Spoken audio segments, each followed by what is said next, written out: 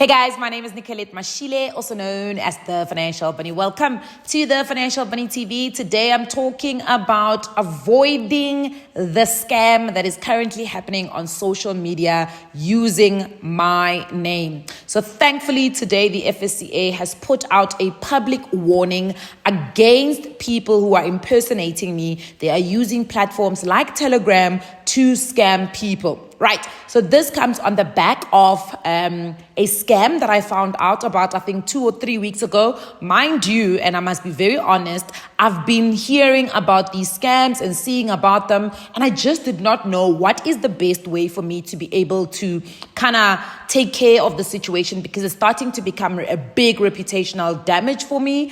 And I decided, you know what, I'm part of the FSCA's Consumer Advisory Panel. Let me actually reach out to the members and ask them what is the best way for me to be able to handle this. So before I get into how all of that kind of went down, let me give you a bit of a background of what actually happened. So a good Samaritan DM'd me on Instagram to say, hey, Nicolette, did you know that somebody on Telegram is using your name to scam people? And I said, oh my goodness, they've been doing this, and I've been doing my level best to put out some social media posts to warn consumers or anybody that follows me or is part of my community that they must please not fall for these things. But I also realized that, it's not going to get to everybody. So doing ad hoc social media posts is not going to get the message out there. So that's why it was very important to me to try and reach out to the FSCA. In fact, on the day that I got it, this young man actually sent me a conversation that he had with the scammer, and the scammer was so brazen enough to send him a Capitec account number where he was supposed to deposit his funds as part of the membership. So basically, he's signing up into this membership. How the scam is actually run is that they go to TikTok. Very unscrupulous, I must say, because TikTok, first and foremost, is a new platform to me specifically, right? I've been using Facebook for the longest of time. I've been using YouTube for the longest of time, jumped onto Twitter and jumped onto Instagram. And then TikTok is probably the last social media channel that I've been using. And I'm not as active as I am. I mean, these days I'm not that active on social media, but nonetheless, I'm not that active on TikTok. So if you go and you look for my name, you're going to find more than 100 accounts that have been registered. I have taken this up with TikTok many times. Finally, this year, they actually even verified my account. But I have tried to block, I've tried to report, I've tried to do so many things to try and get those accounts taken down. It's seemingly very impossible for TikTok to do that. And I don't know where the actual pain point is, because there can only be one Nicolette Mashile. So finally, they verified me, which is a good thing, because if you are not speaking to a verified channel, please note that you are not speaking to me. So TikTok is verified, Instagram is verified, Facebook is verified, Twitter is verified, and so is my YouTube channel. If you don't see that tick next to my name, please note that it is not me. But these guys go as far as actually designing a profile picture with a tick on it. So I would say go as far as actually going into the profile and looking at the profile name. The only place where it is not my full name is on Twitter. On Twitter, I am at Coco Mash. It's the only one. But you will also see that I have not been active on Twitter. So honestly speaking, I don't do financial education on Twitter, because you also know the backlash that comes with Twitter. So I've kind of let it go, right? So that's number one. Then what they do is they go into your DMs on TikTok, and then they move you to this Telegram channel. First and foremost, I don't even know how Telegram works. I've downloaded the platform to try and see this account. It seems like you don't even need to register with a number for you to be able to open a channel on Telegram. So I'm assuming there's not just one. There's probably many. Some of them are calling themselves Mrs. Nicolette. Some of them are calling themselves Financial Bunny. Some of them are calling themselves I'm Coco Mash. Any single account or channel that is on Telegram is not mine. I do not have a channel at all on WhatsApp. I do not have one on Telegram. None of those channels. I do not have any of those things. So it's very important to note that for starters. Nonetheless, I the first thing I did when I got this information, I actually called Capitec Bank to try and report to this account. They then gave me a WhatsApp number to chat with, and I chatted with them, and they gave me a fraud email address. I didn't expect anything to come out of it, and I must say, even today, they have not done anything, or at least have not given me any feedback on it, and I followed through or followed up with the email twice already. So it's quite disappointing that a bank as big as Capitec is not coming back to me to say, listen, we've tracked. I don't need them to give me any information about this person. It's not like much I can do, but I could pass it on to the detective. Because the other thing I went to do is I actually went to open a criminal case against this person, because what they're doing is actually scamming people. It's no longer an impersonation, just leaving it with me, impersonating me. It is also criminal to actually misrepresent yourself and defraud people with a promise of giving them some sort of return on the account or on their monies, especially if you do not hold any licenses. So absolutely key was me ensuring that I open a criminal case against these people at the South African police station. So that is why it was important for me that I connect the bank with the detective so that they can actually sort this thing out, because it really should not be difficult. I saw today there's a case where they actually unmasked one of the racist guy who was feeding misinformation to Elon Musk and to Donald Trump. So it should not be that hard to be able to uncover somebody who is actually running a criminal activity on Telegram. Nonetheless, I then reached out, as I said, to the FSCA's Consumer Advisory Panel Board, and they gave me such amazing advice. They also, which is the great thing, that is just absolutely fantastic, they also then connected me to the fraud enforcement, the head of fraud enforcement, and he gave me the advice of what they can do. And then one of the things that they had actually suggested is to put out this public warning to warn people that somebody is impersonating me on Telegram. So I'm very grateful for that happening. I'm grateful that the FSCA actually even put it out on their official channels so that the consumers can see that there is somebody that is running the scam behind my back. Nonetheless, I want to give you some tips on how do you actually spot when somebody is trying to scam you. Number one, in South Africa, we have one of the most regulated financial services sector. The FSCA is the Financial Services Authority Conduct. Financial Services Conduct Authority. Sorry, that's the correct acronym of FSCA, right? So Financial Services Conduct Authority. They're basically at the top. They are the guys who make sure that financial services companies or financial services providers in the country are being fair to consumers, are actually compliant to the rules and regulations that the country has created, so that people and consumers and businesses don't find themselves in a situation where they are being harmed because of how these businesses run their business, right? So very important. So these are the guys who are going to make sure that, for instance, a Standard Bank, a Capitec, I want to mention a smaller guy like what is that? Livestock Wealth. Who else is probably has an FSP? A Stockfella has an FSP number. These are companies that register with the FSCA to get what is called an FSP number, a financial service provider number, right?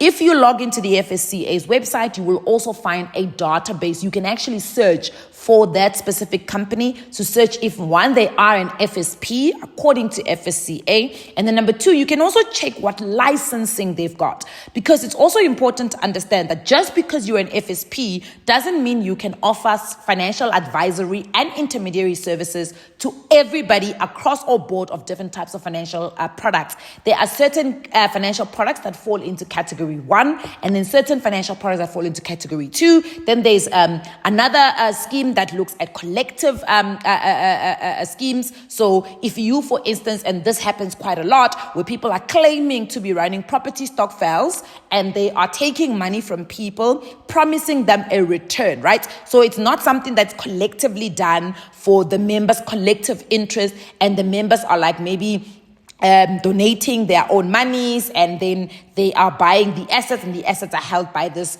collective scheme. No, they are promising people individual results based on the performance of the actual asset that is being bought, which in this case is the property. So there are different types of licensing you actually need to hold before you can even take people's monies. So the reason why I'm explaining this is so that you understand that if somebody comes to you, whether on Telegram, whether on TikTok, whether on DMs, and says to you, I can triple your money, the first thing you're going to ask them is, are you an FSP in the country? So are you a financial services provider in South Africa governed by the FSCA? Yes or no? If the answer is yes, okay, Sharp, what is your FSP number? Because you can't be an FSP and not have an FSP number, right? So now you know what, okay, they are an FSP. So then you go and check on the FSCA's website what their number is. And then you check what are they licensed to actually do. Are they licensed to give you financial advice on specific products? Are they licensed to give you intermediary services on specific products? Right. So it's important, number one, that you check that. Right? Check who are they. Now, don't believe it's Nicolette because they're going to send you a fake ID. I've seen one floating around. They've created an ID for me where they put my picture on a South African government ID and they send this copy out. Absolutely nonsense. There is no way I would allow my ID to be sent around to every single person. So, number one, that ID that is floating around, it is not mine. And over and above that, I should not need to prove with an ID because me in my individual capacity, I would not be collecting any funds, right? If I had an FSP and I was saying that you're investing, then you would invest in an FSP. So if anybody is promising you some sort of investment and they are an individual, panamanga. It's panamanga. They are lying, they are taking you for a ride, okay? That also leads me to number two. Number two, that means that they cannot share a personal bank account. Their bank account cannot be in their personal name. Now, I know how scammers are. They watch videos like this so that they can try and find what the going around this is. Well, the going around is that they may go to CIPC and register a company, but in reality, remember what I just said now, if it's not a company that's registered with the FSCA, then they do not have an FSP number, then you don't give them your money. Because how else are you going to get it back if something happens, right? So very, very important that one, you do not put money into someone's personal bank account. So you must ask them, where is your bank letter confirmation to confirm this account number? If they cannot send you one, leave them alone. They are scamming you. Because what big company that is going to actually invest for you is sending you Mariki's account number or Stembiso's account number? It just does not make sense, guys. The second thing is that if they do go and register a company, that company needs to be an FSP and it needs to be registered with the FSCA.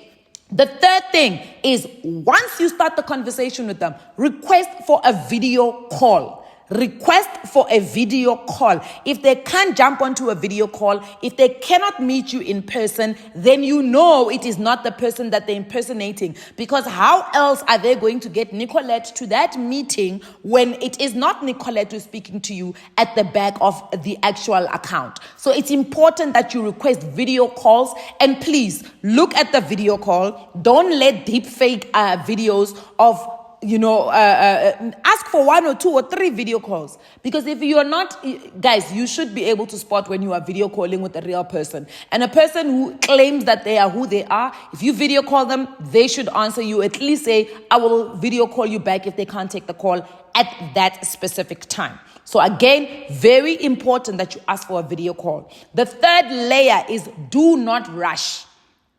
These people always either put pressure on you. Guys, when does Old Mutual come into your WhatsApp and say, invest with us, and then every day they're checking up with you? I mean, that doesn't happen. Which big I use Old Mutual because and they're an insurer, but like a Coronation or an Allen Grant asset manager, which one of them, or anybody that is a fund manager, which one of those guys ever comes into your WhatsApp and says, invest now? Are you going to invest?